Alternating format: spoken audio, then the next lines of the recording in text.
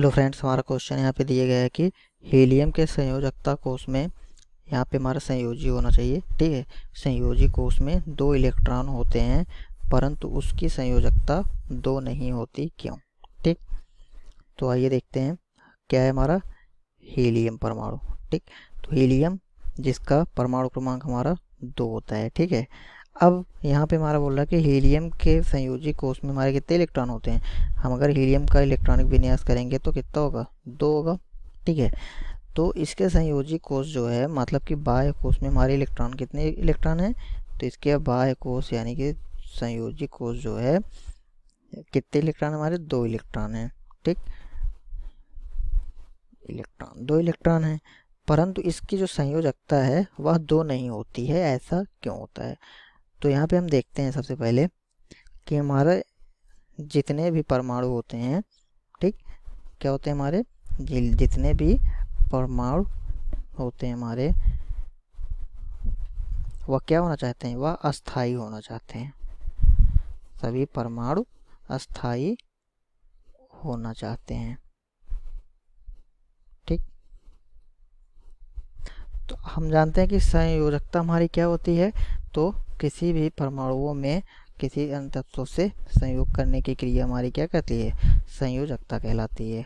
ठीक, हमारी संयोजकता होती क्या है, जैसे आपको एक उदाहरण के माध्यम से हम समझाते हैं। अब जैसे हमारा यहाँ पे हम ले लिए मैग्नीशियम, क्या ले लेते हैं, मैग्नीशियम ले लेते हैं। ठीक है, अब अगर हम मैग्नीशियम लिए तो मैग्नीशियम में अगर हम देखें इसमें हमारा जो होगा बाह्य कोष में कितने इलेक्ट्रॉन्स हैं। ठीक, तो इसका परमाणु क्रमांक 12 होता है। ठीक है, अब अगर इसका इलेक्ट्रॉनिक विन्यास करते हैं तो 2, 8 और 2 होगा। ठीक, हम जानते हैं कि इसमें हमारे कितने इलेक्ट्रॉन होते हैं, 2 इलेक्ट्रॉन अधिकतम रह सकते हैं। और फिर दूसरे कोष में 2, फिर 8, 18। ठीक, तो इसमें हमारे अधिकतम इलेक्ट्रॉनिक संख्या 2, 8 और 18। अब सभी तत्वों को अस्थायी होने के लिए या तो 2 इलेक्ट्रॉन प्राप्त करते हैं या तो वह अष्टक नियम का पालन करते हैं, यानी कि 8 इलेक्ट्रॉन प्राप्त करते हैं। ठीक है, तो इसमें हम देख रहे हैं कि जो बाह्य कोष हमारा है 2 इलेक्ट्रॉन इसमें है। ठीक है, अब यह अष्टक नियम का पालन करने के लिए या तो यह 2 इलेक्ट्रॉन देगा किसी को, त्यागेगा, या तो वह ग्रहण करेगा। अब इसको जो है 2 इलेक्ट्रॉन अष्टक नियम का पालन करने के लिए 6 इलेक्ट्रॉनों की आवश्यकता है, अर्थात इसको अधिक इलेक्ट्रॉनों की आवश्यकता है। और अगर यह किसी को दे रहा है तभी भी ये स्थायी हो जाएगा। ठीक, तो भी इसको कितने इलेक्ट्रॉन त्यागना है, 2। तो इसके इलेक्ट्रॉन के त्यागने की प्रवृत्ति जो होगी हमारी, जब इसको देगा वह इसकी क्या हो जाएगी, हमारी संयोजकता होगी। ठीक, या इसकी क्या हो जाएगी, संयोजकता होगी। ठीक है, तो इसमें हमारा, ठीक, तो इसी प्रकार से अगर हम हीलियम में देखते हैं तो हीलियम के हमारे संयोजी कोष में, बाह्य कोष में 2 इलेक्ट्रॉन हैं और इसमें अधिकतम हमारे 2 इलेक्ट्रॉन रह सकते हैं। ठीक है, तो यह हमारा जो है पूर्ण, ये हमारा कक्षक जो है पूर्ण रूप से भरा हुआ है।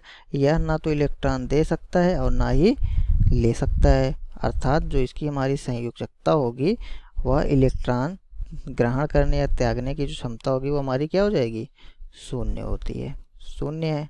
ठीक, तो इसीलिए इसकी जो संयोजकता होगी, इसकी संयोजकता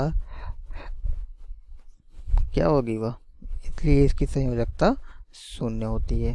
ठीक, और जो हमारे जिनकी संयोजकता हमारी 0 होती है उनको हम किस श्रेणी में रखते हैं, अक्रिय गैस की। ठीक, इनको हम किस श्रेणी में रखते हैं, अक्रिय गैस के समूह में, इसीलिए इनको हम अक्रिय गैस या इनको हम 0 ग्रुप भी बोलते हैं। ठीक, आवर्त सारणी में इनको हम किससे दर्शाते हैं, 0 ग्रुप से। ठीक, तो 0 वर्ग के हमारे तत्व कौन कौन से होते हैं, जैसे कि हमारा हीलियम हो गया, नियान हो गया, आर्गन, क्रिप्टान, जेनान, रेडान, ये सारे तत्व जो होते हैं हमारे, ये सभी अक्रिय गैस यानी कि 0 ग्रुप में आते हैं। ठीक है, क्यों आते हैं, क्योंकि इनकी जो संयोजकता होती है वह हमारी क्या होती है, 0 होती है। ठीक है, तो यही कारण होता है कि हीलियम की संयोजी कोष में 2 इलेक्ट्रॉन होते हैं परंतु उसकी संयोजकता 2 नहीं होती।